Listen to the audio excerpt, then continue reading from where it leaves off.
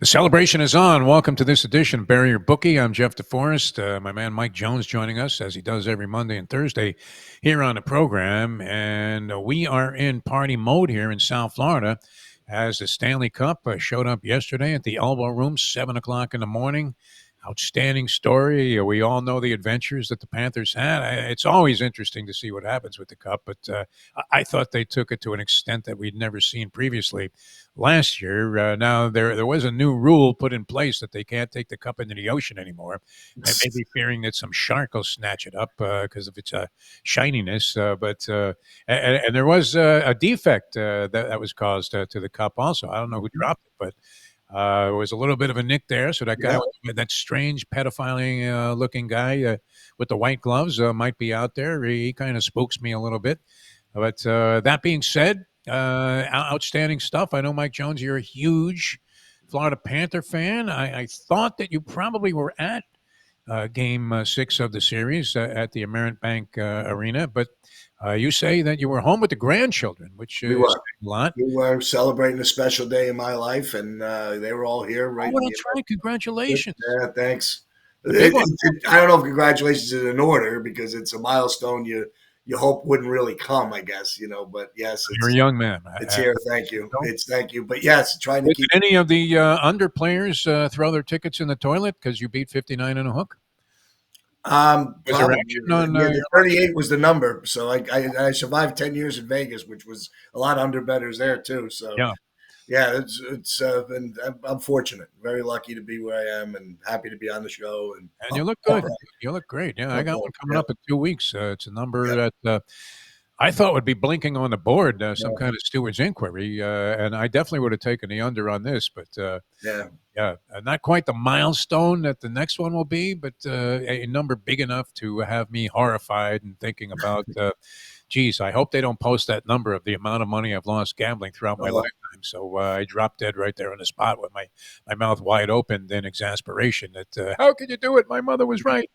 You have to stop gambling. But we're going to be gambling, and there's a lot of stuff to do at Panthers. Great job, and big parade schedule here in South Florida on Sunday. People are probably betting on whether or not it's going to rain. Last year was an absolute weather bloodbath as they were marching along the beach there, but nobody wanted to be out there, and yet they came in droves. And we could be crowning a champion tonight. Very curious game here with Oklahoma City and the Indiana Pacers. It seems like this series is ending with a thud when it looked like it was going to be a remarkable score. I mean, we were 2 minutes away from Indiana taking a 3-1 lead in the series, going back to Oklahoma City, where you could have conceded them that game, and tonight might have been for the championship the other way around.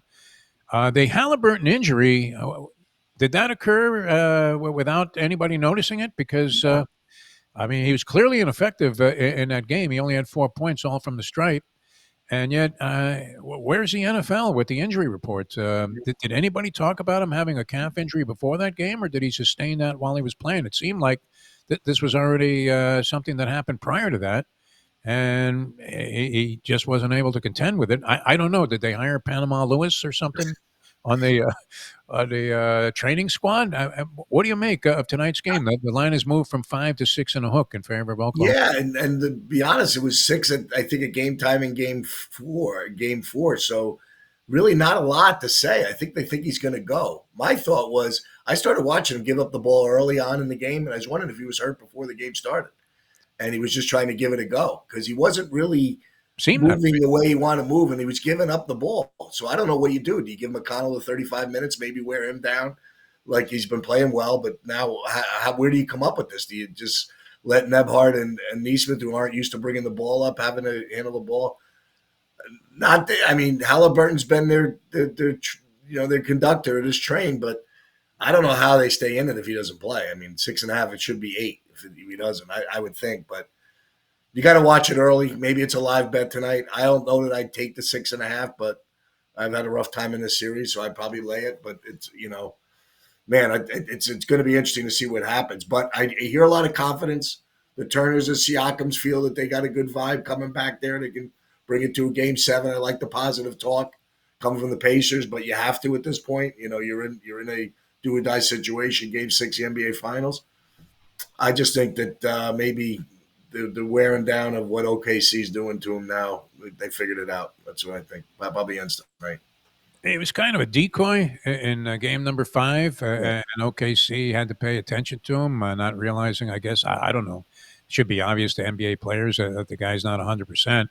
I don't think they can do it this time. I mean, the greatest decoy in the history of all sports was Paul Warfield when he was with the Miami Dolphins.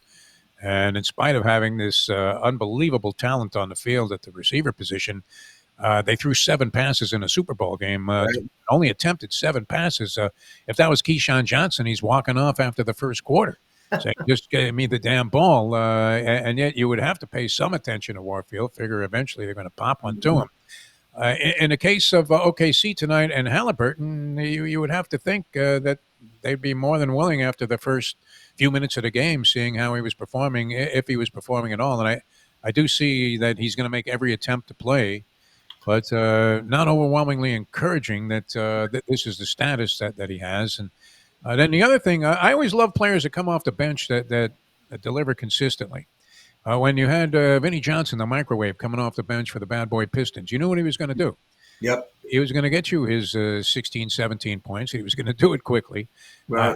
Havlicek, one of my all-time favorite players, when he was the sixth man for the Boston Celtics before he became a starter, he was going to give you what you would expect. And in the case of Indiana, this Mathurin came off the bench, had that one game where he powered Indiana to a victory with 27 points.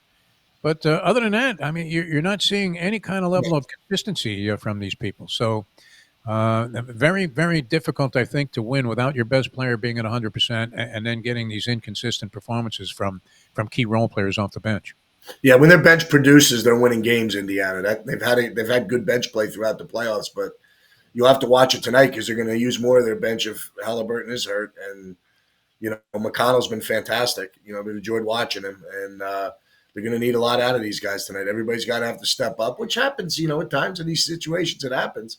I think the game last night was a 14-point halftime spread, 59-45, that game 5, and they were only laying a half. So you thought if Halliburton doesn't come back, easy bet. Well, you lose.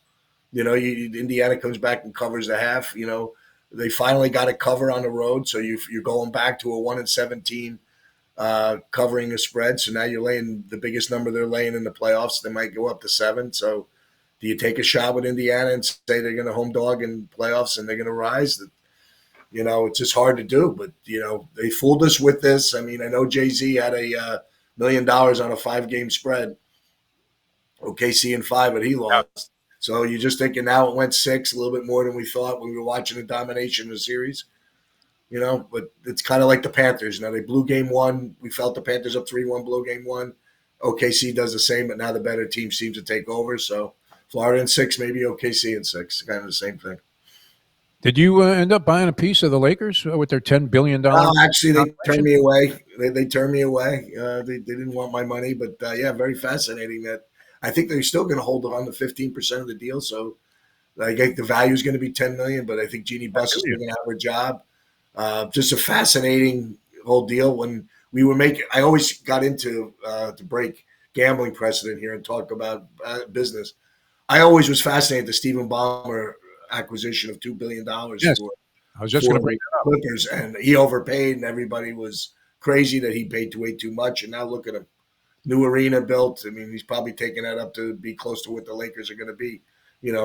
He's got to be up there. I mean, just the property and all that stuff he bought. So these businesses, they're just growing, and that was a pretty fascinating deal. That maybe the Lakers giving up control. I wonder if Magic has a piece of this. I know he's partners with this guy with the Dodgers, so I'm sure Magic will have his hands full. So I think if Jeannie Buss still has, business control, this guy's just doing it to bring his people in. Yeah, Mike Walter is the owner of the Dodgers. He's buying the majority percentage there of the LA Lakers. Jeannie Buss still going to be in place. I don't know if Pelinka will still be around. It certainly bodes well for Luka Doncic and his future, and it shows the value. I remember when the NBA was on the verge of extinction, it seemed. Yep. Or they came up with what at the time was a unique collective bargaining agreement with this revenue sharing with the players. And there have been various negotiations since about what percentage should go in which direction, business or players. But think about this. That turned out to be one of the most fortuitous negotiations ever, as you have Kevin Durant out there on the market, and there's some odds on this one, Mike Jones. I don't know if you're thinking about taking a sniff on this of where Kevin Durant will end up. Yeah. And I don't know why. I'm thinking he probably ends up staying with Phoenix for some reason. But Yeah. the Heat and the Rockets are the favorites in the chase for Kevin Durant at Yeah. plus 250. I got a take on this, and I just think that everybody, ESPN has not backed off on this at all. Kevin Durant is 37 years old. He has an Achilles injury. I just don't see, and I watched him all year. I just don't see that player that could take your team over the hump anymore. He's just not that guy. He's physically, a little beaten up. It looks like he's not strong. He doesn't have a body like LeBron's, where physically he can go down a low post and do it. As a mid-range and offensive talent, probably the best we've ever seen. But at 37, 38, and now he's got a couple years left of his contract. Do you plan a 5-year deal and think this guy's going to be your number 2 guy at 41 years old? I don't see it. So to me, I think the Heat would be something that would interest me. If he came down here, it'd be fun to watch. I mean, I think he's a guy that would probably space the floor better for them and help them at crunch time, give him another offensive player and a leader. I think the Rockets could use him. I mean, I think he would help them. But again, they want to play defense and they want to dig in and grind hard. I don't know if that's his style, but he does give them that one-on-one player late in the games that they need. But everybody thinks offense. I don't know. I'm just not sure that it's the right move. It'd be fun to see him down here, but I don't think it's his biggest story where he goes and if they're going to get to a title game because of him. Phoenix planned it. New Jersey planned it. I mean, Brooklyn, I'm sorry, planned it, and nothing happened either way with those two teams. So Kevin's had a great career. He's won titles when he was with Steph. I think like most players, they want to do it on their own terms.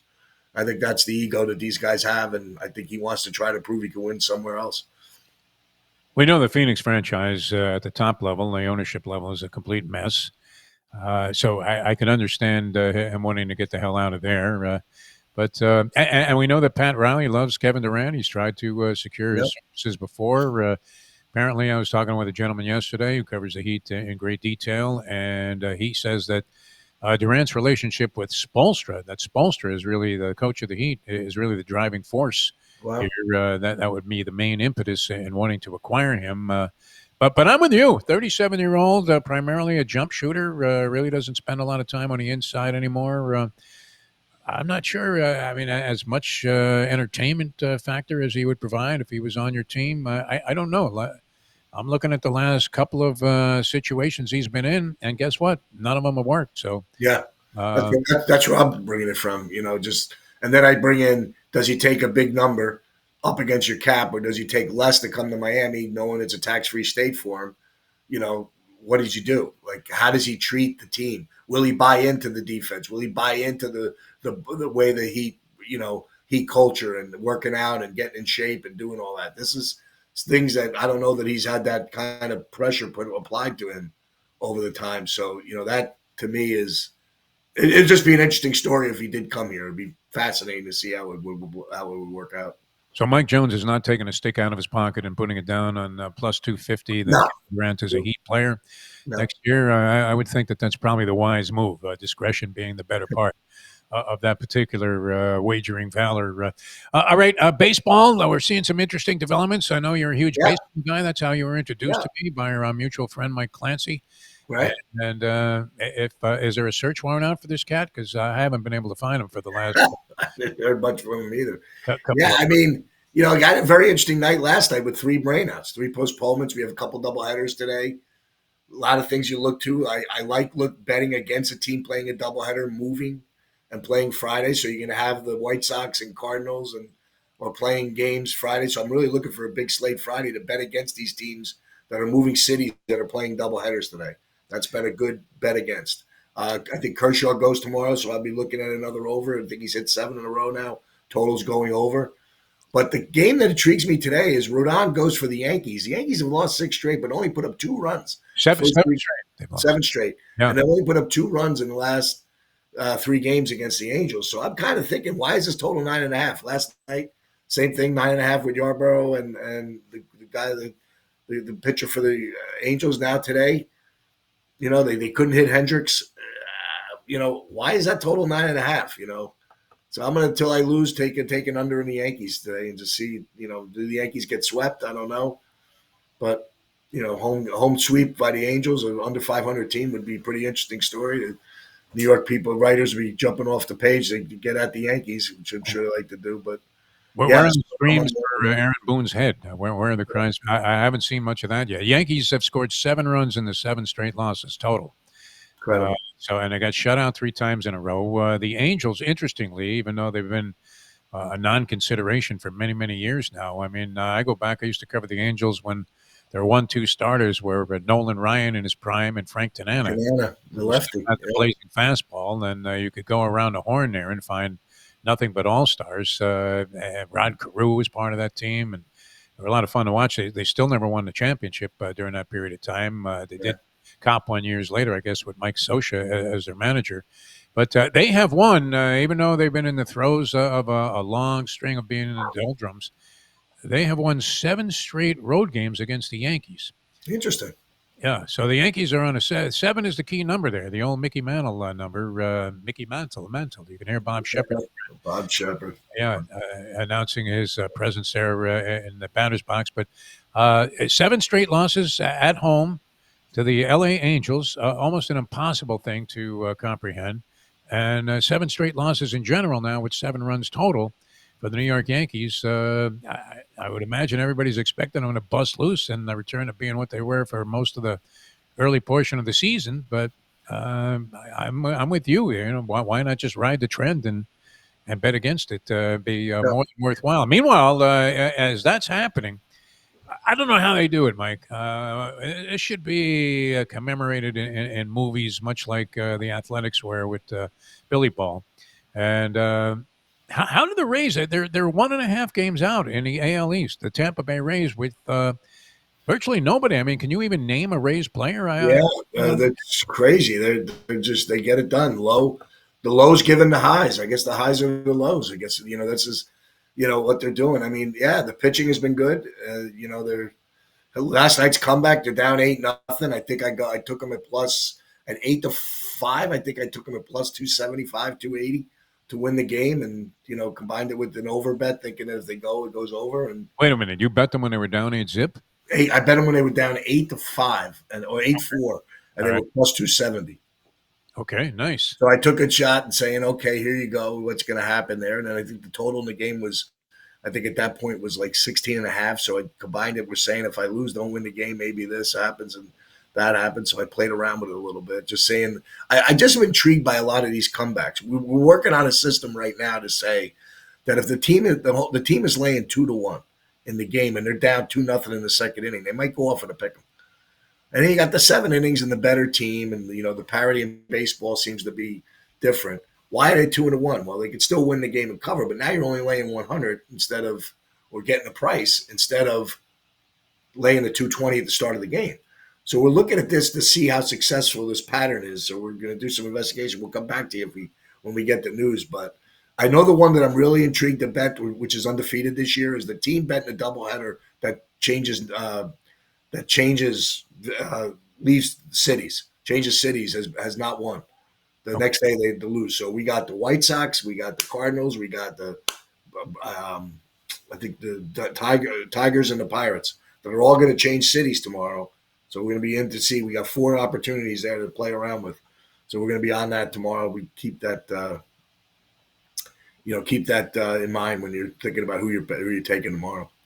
How inclined are you after the first game of a doubleheader of any type, whether it's day, night, or consecutive games played one after the other, to bet the team that lost the first game in the second game? There was a lot of times where that was working in splits. I paid for it in the last few years. Taking that little site, it doesn't happen as much, especially when I take the better team, because now I'm laying twice, and it turns out I've lost with this where the weak team does get a sweep. It's as crazy as it sounds. It used to always work. Always Vegas calculating all this stuff around all the handicappers and doing that. Came back here probably around the last 4 or 5 years. It hasn't been as successful. So, but today is a very interesting one. So you have Schoolball, who I like in the first 5 innings against Heaney today. And then the night game, you got Skeens going in the night game. So you probably could see it work out that way where you're taking the Tigers in Game 1, and then probably Skeens holds them off. Two great pitchers going. I'd like to see them play against each other or go against each other. It'd be fun. But now they're going to split them up, it looks like today. So and the Tigers don't even have a pitcher going yet for Game 2. So it's interesting to see what happens. I would imagine you're well ahead if you bet against Skeens, as in spite of his greatness and the fact that he's been more than effective enough to have a real standout record. Is he not still saddled with a big underside losing record? Yeah, I mean, the Pirates just don't hit, and that, I think Jeff DeGrom went through that with the Mets. A lot of these pitchers do it. I think the fascinating part of Kershaw's overs have been the protection he's got from his lineup. Yeah. I think they're averaging over 7 runs a game with him. He's been effective, though. Yeah, but he's been good. So I came up with this watching him the first time against the Angels, that his velocity was low. He wasn't getting 90. It looked like he was throwing really hard to get it to 90. But he throws that breaking ball at 72. And then my thought was, you get all these exit velocity hitters, these younger hitters that want to hit fastball, or used to hit 95, 96, that the off-speed stuff challenges him. He just doesn't look right to me. So I felt over, but I've been getting lucky because it's his team that's carrying it over. The Dodgers are protecting him. So I would say stay with that trend that Kershaw's games are going to go over. But I think I would look more at Kershaw against when he's got a veteran hitting team. When you have an experienced group of guys there that can see that you can wait on him a little bit, even take that wide breaking ball the other way. A lot of these younger hitters don't want to do that. They want to just rip the ball. They see it come in and thinking they're going to overpower it and pop it up or ground ball out or make little contact because this ball moves. You never thought you would see the day where you were banking on Kershaw to win with like Tommy John type of slop, right? That you get from left-handers. I mean, it's Randy Jones more so than it is Clayton Kershaw, who used to be more representative of a Sandy Koufax type of pitcher, but now finds himself relying on off-speed stuff. It's funny when you say this because I remember when I first hit the baseball field there at the Cuse, they had a pitcher named Mike Barlow who became a longtime pro journeyman. And he was sort of a sidearm, half submarine guy. But I remember my buddy telling me as I'm getting in there to hit against him in a practice session, hey, this guy throws a ball at over 90 miles an hour. Jugs guns weren't popular then, but I don't know by what barometer or measurement that they were calculating the speed of these pitches. And I hadn't seen anything like it. So, the first couple zip by you and you're like, my God. And now you're watching the College World Series, and guys that aren't even pitching effectively are throwing the ball at 95. Right. I think this would look like a meatball to the pros if you were throwing a 90-mile-an-hour fastball up there as Clayton Kershaw. But, you've been getting bailed out. I always love that when you're wrong about everything and you still win the bet. Right. I think that's my favorite circumstance. Doesn't happen enough for us, but yes, it's kind of fun, when you think like the theory that you're going by, that you're laying out there, that all of the logic is just completely flawed, and you still end up a winner because the Dodgers score 11 runs in the ball game, and Kershaw shuts them out for 7 innings, and you end up cashing a ticket anyway. All right, so you're saying very, very sketchy vote of confidence there. I think Oklahoma City closes out the series tonight. Yeah, I think they do too. I just think you see Halliburton. It's kind of a live bet. I've been listening to a lot of the guys that are approaching the live betting on the radio and on VSiN and stuff, and they want to wait. I think this is the good fun about new age betting now. You could sit there and watch Halliburton for the first 5 minutes and make your decision. And then if Indiana gets off to an 8-2 start with him and he's not looking right, well, you're going to get a 3.5, 4.5 number that you wouldn't have to lay, and you have a chance. You don't have to lay it. So it's just, in these games, the leads go back and forth. And, you think you're okay with Indiana early on in that game and they're hanging in there.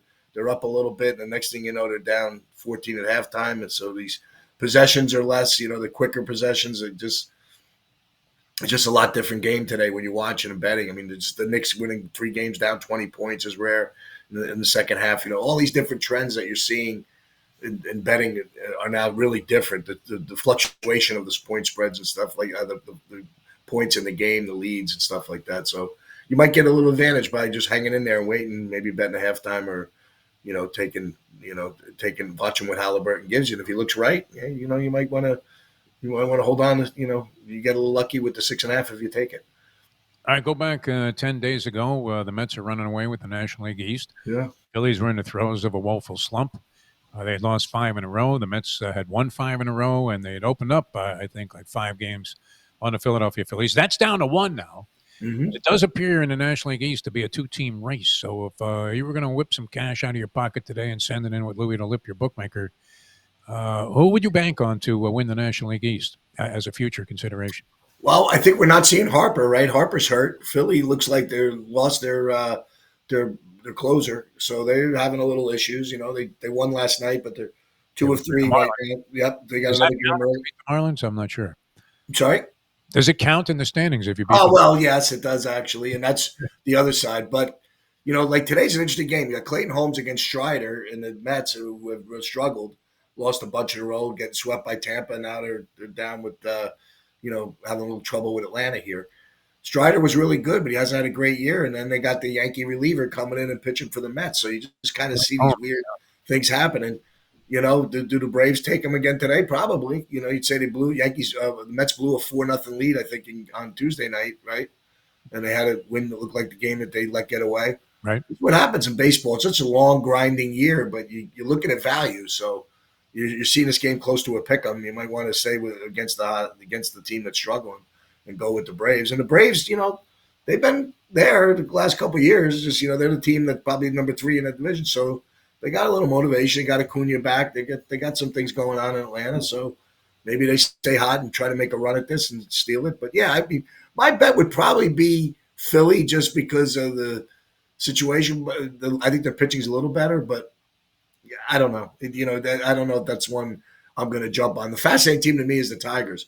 We had them over 83.5. They're running away with the Central, the best record in baseball. Got the screwball. Looks like sometimes he's unhittable. We're going to go with him today in the first 5 innings, -0.5 against Heaney, and then maybe take him in the game anyway. And then the Cardinals we like today. Cardinals with 2 against the White Sox. Go to your philosophy. Let's take them game 1. If they lose, bang them harder game 2. So Louis the Lip's happy if the White Sox get a sweep. I'm going to bank against that in this particular. If the White Sox get a sweep and you were going against them, you would have to consider maybe doing a swan dive off the Acapulco Cliffs. Yeah, we're getting closer to that. Channel your inner Greg Louganis and hope you don't hit on the rocks. Yeah, those swan dives sometimes are getting a little closer to reality, actually, a little bit. Baseball, baseball, real quick. Baseball is one of these sports I've always found fascinating. You could bet it and go on a run better than football. You win 6-7 weeks in a row. It's just picking winners. You're running good. Then that minute that team that loses that 2-1, you lay it, and then you chase and you give it all back in that 1 week, and it gets you so disenchanted you hang up the phone to football.